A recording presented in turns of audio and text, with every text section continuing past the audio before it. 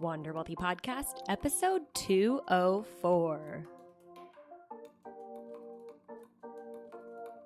Hello. Welcome back to another episode of the Wander Wealthy Podcast. My name is Tess. I am the host of this show, founder of Wander Wealthy, and business coach for all the money coaches, wealth coaches, financial coaches out in the world. And today we're talking about one of my all-time favorite topics, content.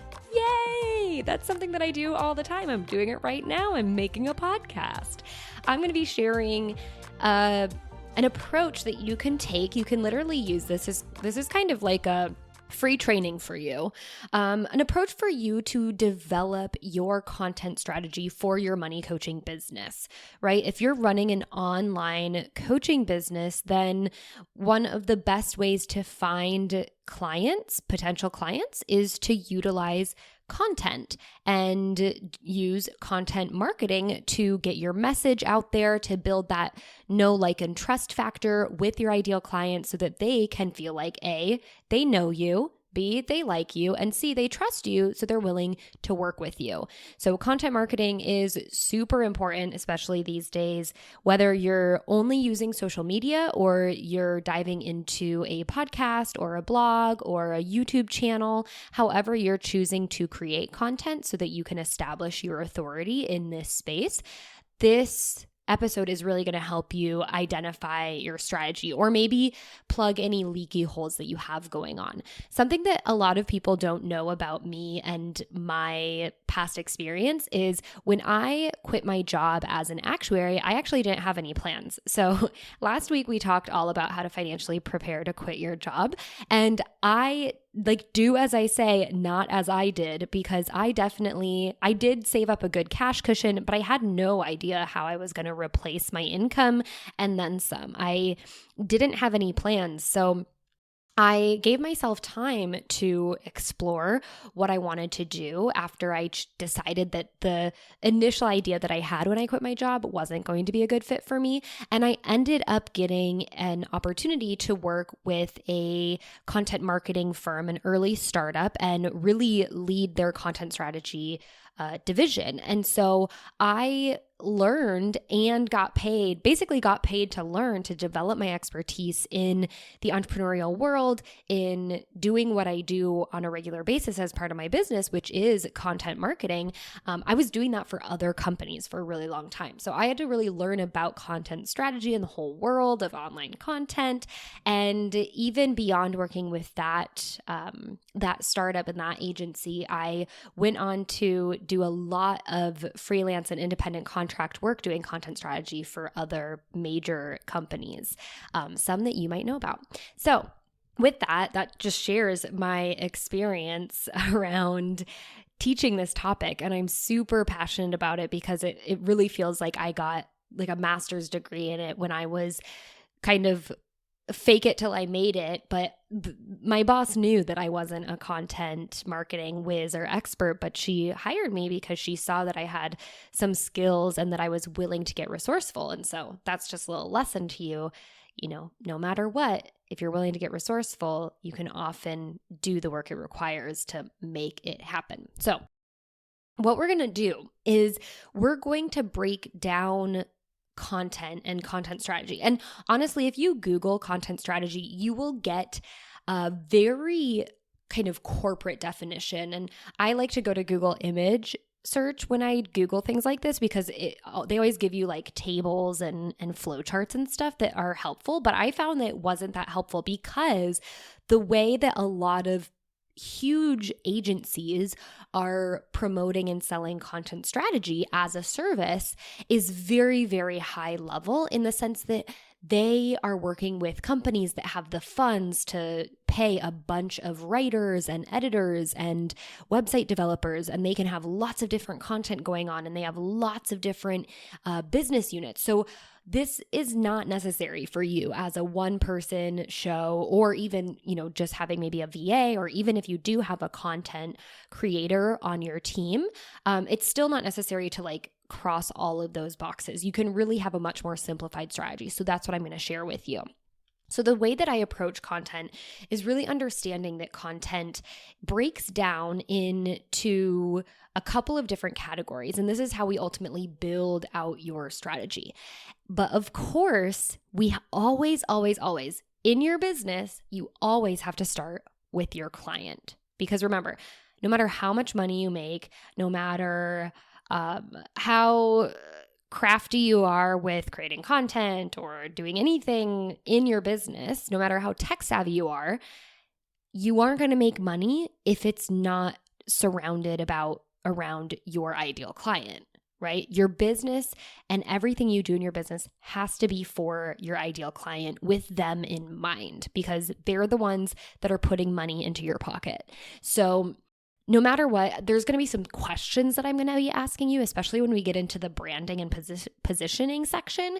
But no matter what, when I'm asking you these questions about you, what I'm really referring to is your ideal client and how they see themselves through you, or how you are being a projection and an expander for them, like how you are allowing them to see their future, and basically when they see you, they see an evolved version of themselves. So whenever you think like, oh, this is about me, I'm going to do this because it makes me comfortable, it doesn't matter if it's not what your ideal client wants or what they need, okay? So we always start with your ideal client, and so much of your content comes from knowing them better than they know themselves and better than you know yourself, is just like becoming obsessed with understanding their perspective. And this becomes easier and easier the more that you actually have clients. But of course, it's like the chicken or the egg scenario. You got to attract clients before you can have clients. And a lot of times it helps to have clients so that you can attract clients because you get to know them better. So if you don't have clients yet, then you have to do the work and the research that is required of you in order to get to know them so significantly.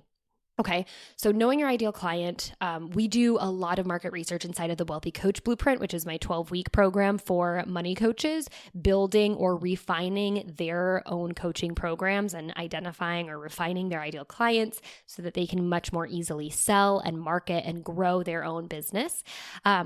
So we do tons of market research inside of the blueprint. We're actually just kicking off the market research phase with the current blueprint members who are going through the winter round, and I am so excited for them. It is the most challenging because you are never really done with the work.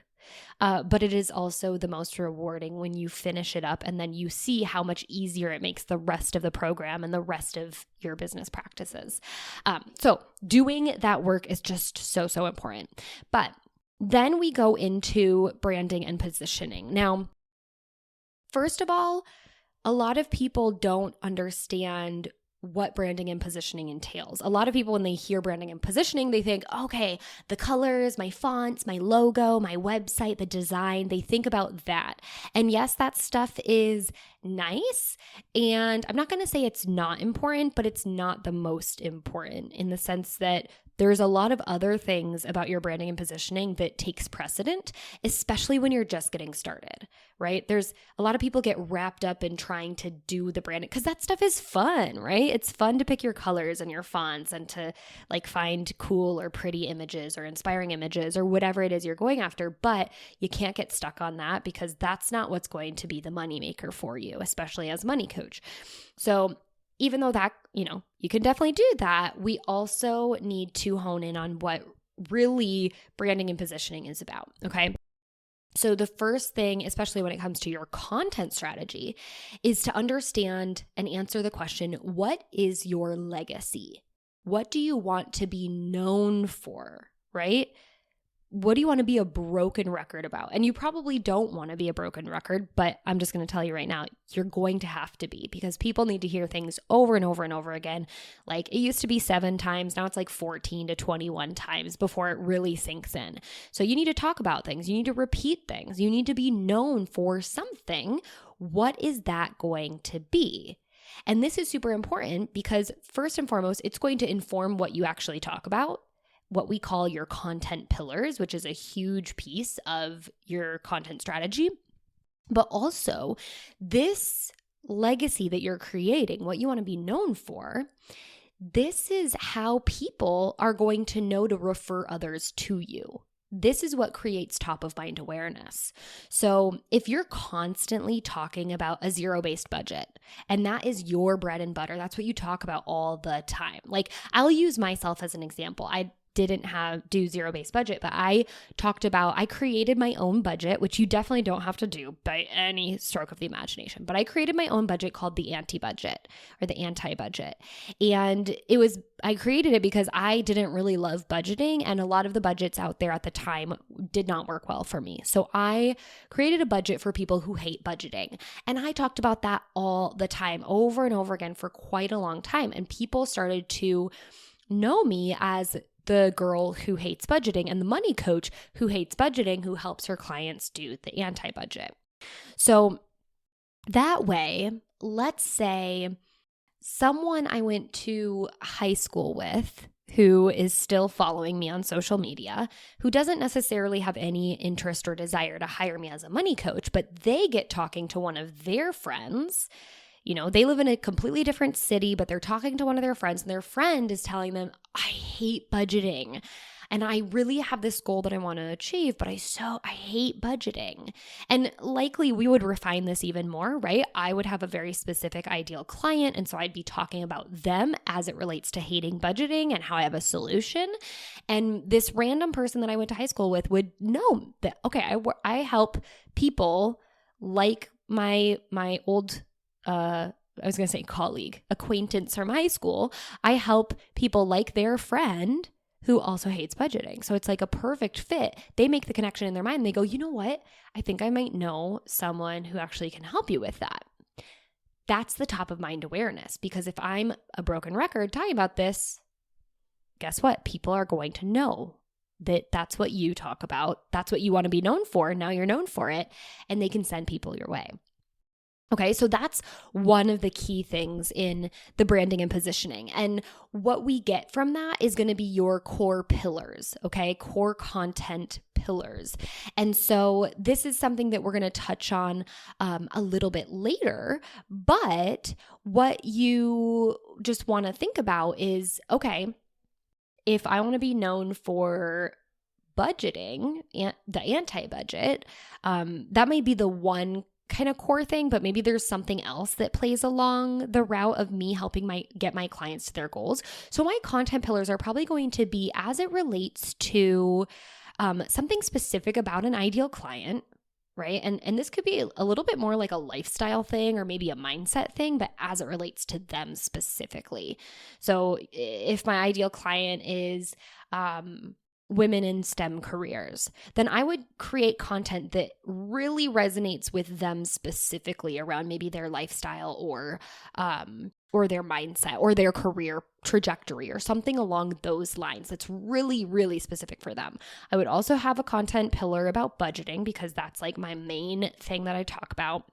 Plus, maybe they have high student loans but high income. So maybe I would also have a content pillar about student loans, and then maybe ultimately about like long-term planning, or maybe something else that's really connected to one of their top of mind goals. And this is all stuff that I would get from my research of my ideal client, but this would then also feed into the program that I'd be taking them through as a one-on-one coach, and it would also inform my content pillars.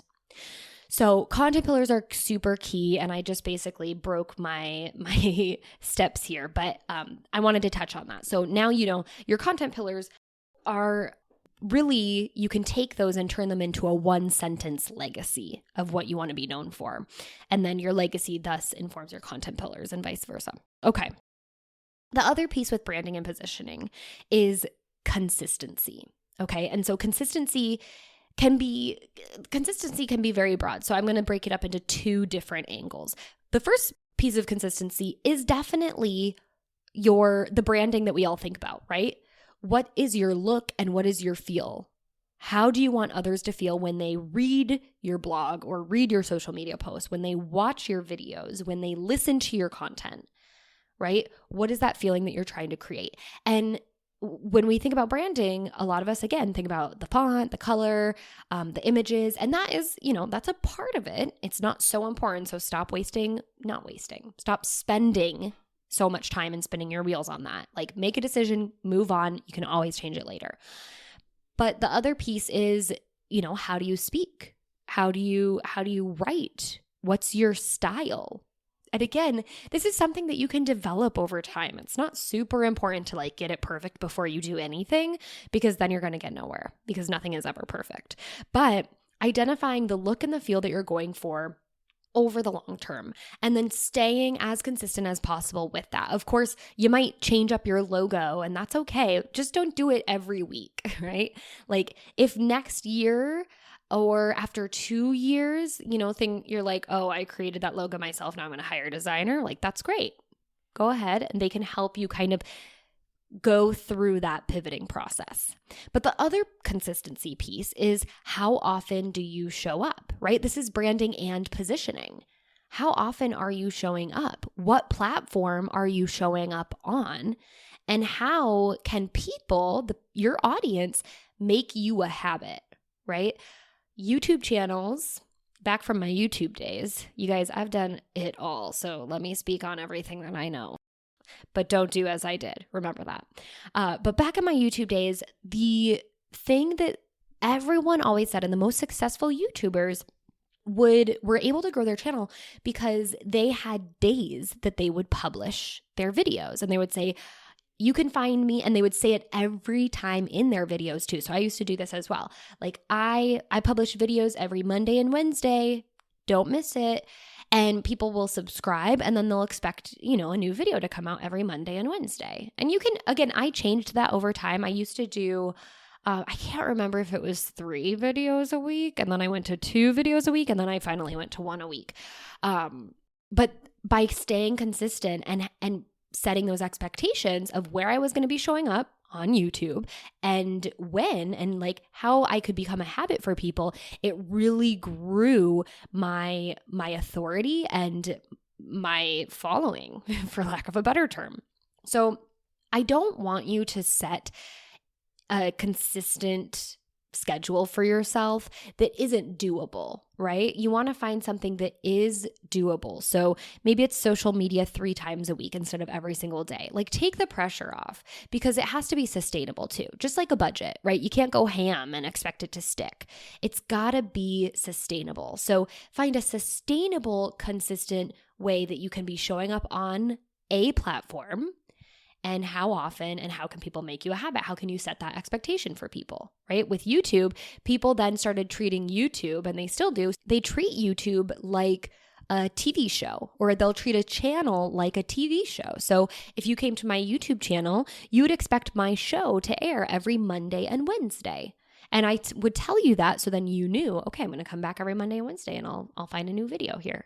And so you're helping people develop habits around you, and you're allowing, by having both the kind of visual but also the auditory branding, or the written branding around your content, you're able to create not only habits for your ideal clients to be checking out your stories or whatever it is, wherever you're showing up, but you're also creating a sanctuary so that they feel really good when they get there, because it's as expected, because you're being consistent with that branding, that look and feel, and it's probably what they like too, right? If you're creating a brand that you like, or if you're creating a brand that your ideal clients like because you've done research on them, then you know that they're going to want to keep coming back, because that's how they like to feel that way. They like to come to your content for that full package.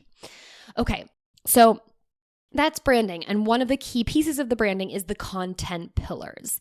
But now we're going to go down and continue to build out your content strategy with content types, content feel, content topics, content calendar, content analytics, and content repurposing. Okay, so the next step is going to be identifying your content types. So something you need to understand, and this is content strategy 101, is that you have different people at very different stages of knowing you and wanting to buy from you in your audience.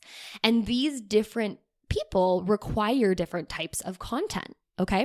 So this is called the buyer's journey. And I'm not going to go too detailed into this, but the buyer's journey has different stages in it. And each stage of the buyer's journey can then facilitate different types of content. Once you identify that you have potential clients, you have audience members in these different stages. So when we break down the buyer's journey, we have the awareness stage, the consideration stage, the decision stage, and the delight stage.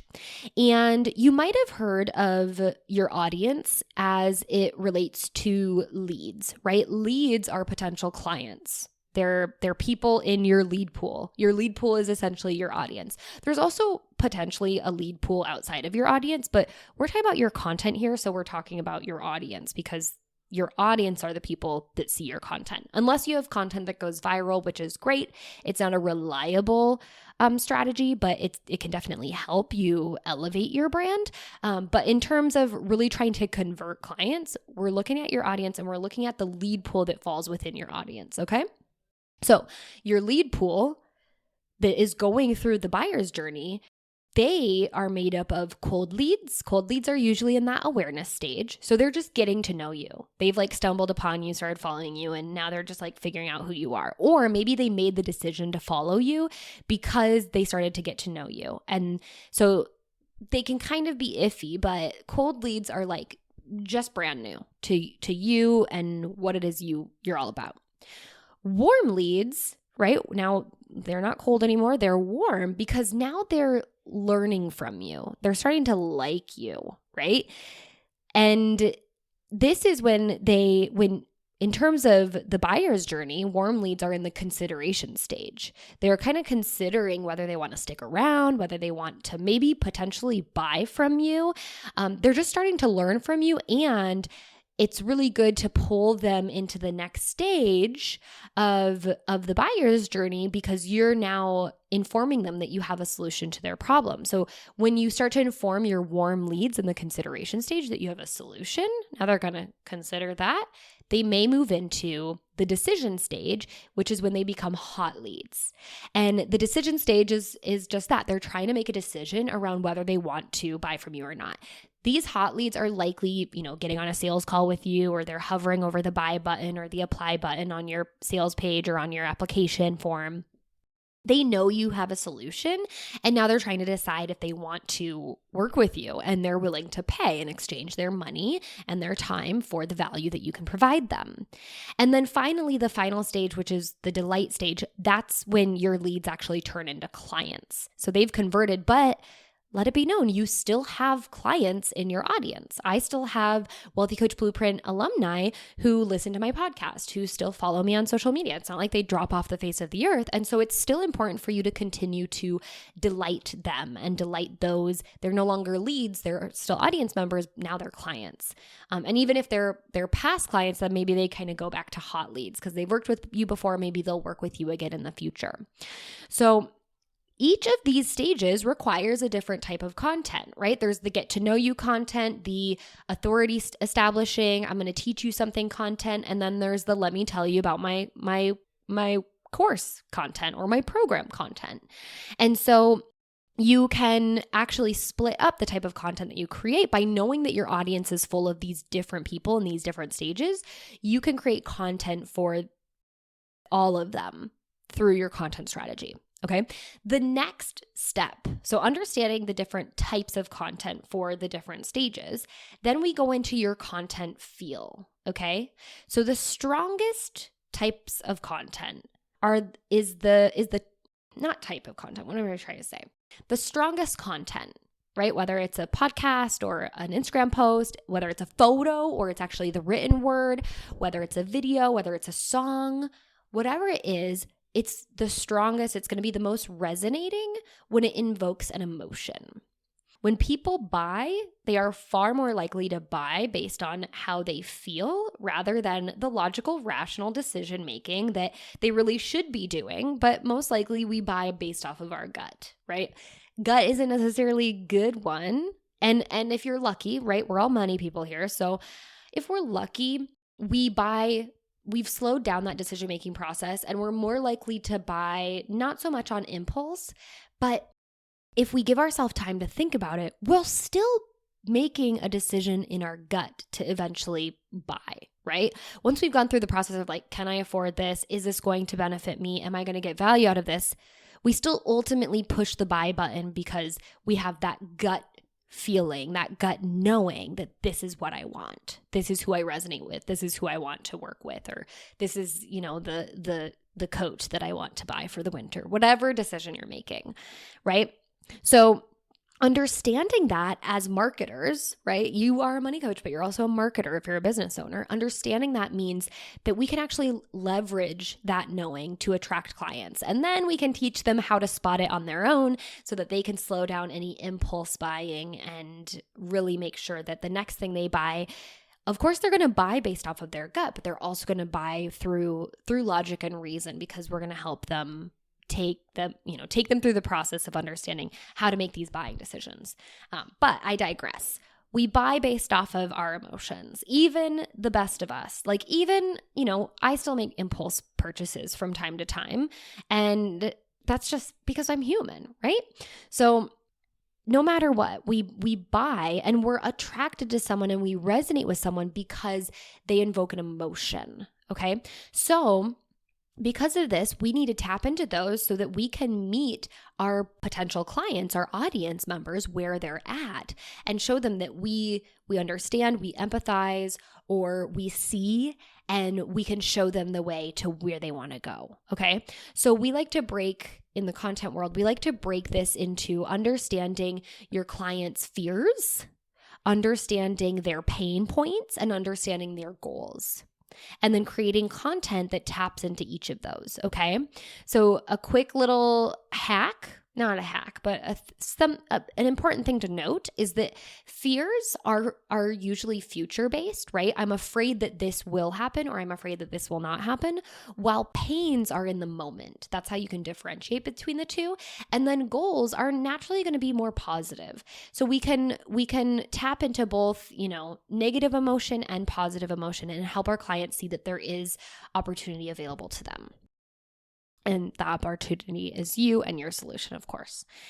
So you can create a lot of different content, right? Take your pillars, not the types, I have to be careful with my words here. Your pillars, the things that you talk about, the legacy that you want to be known for, right? When we talked about it earlier, it was kind of like career progression, budgeting, debt, and long-term savings. Okay, those were my 4 pillars for my example ideal client, but you're going to have your own. You can take those. You can then identify fears, pains, and goals that your ideal clients are experiencing within those 4 pillars, and you can create different types of content for each of them from your understanding of the content types that comes from the buyer's journey, the cold leads, the warm leads, the hot leads. Okay, so that's where we get to our content topics. What are you going to talk about? This is where we answer that question. What am I going to talk about? Is identifying the topics of your content. Your topics should ultimately be generated using what you know about your ideal clients and their emotions around your content pillars, right? The fears, pains, and goals around your content pillars. And like I had mentioned, and I will probably never stop mentioning, this will all come from a deep understanding of your ideal clients and knowing them better than they know themselves. And then you take that and you combine it all together, the content pillars, the content types from the buyer's journey, and the content feel, and then you have loads of content topics, just a bajillion. No, really like hundreds. But then you take those hundreds and you can create so much content from that just by leveraging the different types of content based on the buyer's journey, the content pillars, and the feeling that you want to touch on in that moment. Okay? So you take all of that. Now we've really developed out your strategy. You take all that and you put it in your content calendar. Okay? This is where you map out what you're going to be talking about and when. And you literally can do this in any calendar. You can do it pen and paper. There's like content calendar planners out there. There are spreadsheets that are just calendars that you can download from. My favorite website is Vertex 42. They also have a bunch of awesome financial calculators. But it doesn't matter. Just get it out, get it down, identify your consistency, identify your platform. What are you going to talk about and when? And you can always mix things up, and you should mix things up between the content types so you can touch on different areas of your audience, the content pillars so you can be, you still want to be talking about the same core pillars, but you're going to kind of mix them up a little bit here and there. And then, of course, the feelings that you're going to be invoking or provoking. Which one is right? I don't even know. Honestly, I think I could make both of them work, but it's definitely provoke. Anyway. So taking those, mixing it up, you don't always want to be a Debbie Downer talking about the pain points, but it's not all Pollyanna either talking about the goals. So having a mix of all of that.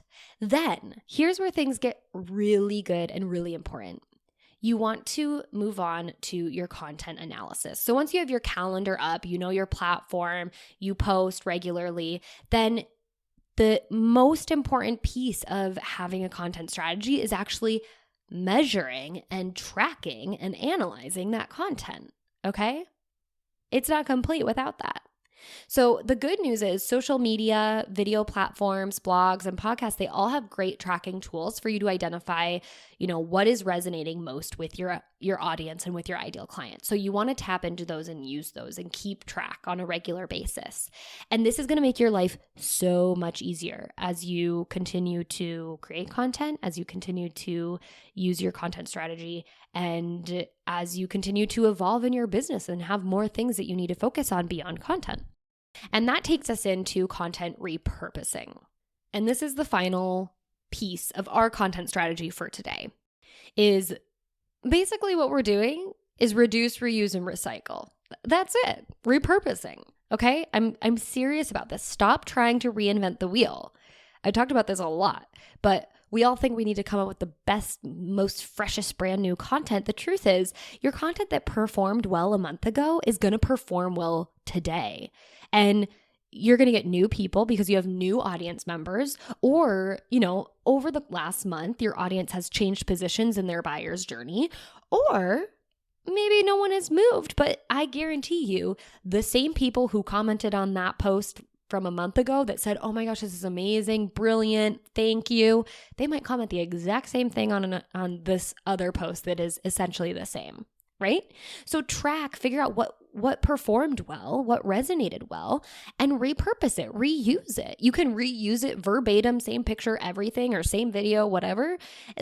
By the way, this strategy might not work so well, on a podcast or on a YouTube channel. You can definitely take pieces and tweak it, right? If I look back at my podcast content and I see that me sharing my numbers worked really well, I'm going to share my numbers again, right? That makes sense, but you just do it in a different way. Or me talking about how to quit your job really resonated. I'm going to talk about that again, but I'll talk about something different along the same lines. However, with social media, it is so fleeting, right? People don't subscribe to social media the way they binge listen to podcasts or binge watch YouTube channels. So you can definitely take pieces of content that worked really well in the past and completely just repost. You could swap out the photo. You could swap out kind of the style. Maybe you create a video instead of a photo and then talk through the description, but you know that it worked before and it can work again really well. So stop trying to reinvent the wheel and just repurpose what's working. Throw out what didn't work or try to tweak it. See if it'll work better with a tweaked version. Maybe a video will perform better this time. And then if you try it again and it really, still crashes and burns, then throw it out, right? But there's no shame or harm in reusing your own damn content that you created on your own. This is your stuff. Reuse it. We put too much time and effort into creating awesome content and then think we just have to keep creating awesome content. I mean, yes, you'll get hit with a light bulb moment and you'll want to create something new too. And you can by all means do that, but take the pressure off. It doesn't all have to be brand new, especially if you've done brand new for, a couple months now. Now you have enough in your arsenal to go back and go, what worked really well that I can reuse? Do it. It's the best kept secret that nobody talks about. All right, so that's it. That's it for your content strategy. Identify your pillars along with other branding and positioning. Then get down with the content types, the content field, the content topics, mix those all up to create tons of different content. Put that in your content calendar, analyze your content, and repurpose it. if you loved this, if content is a big hurdle for you, I invite you to join me. I have something really fun coming out.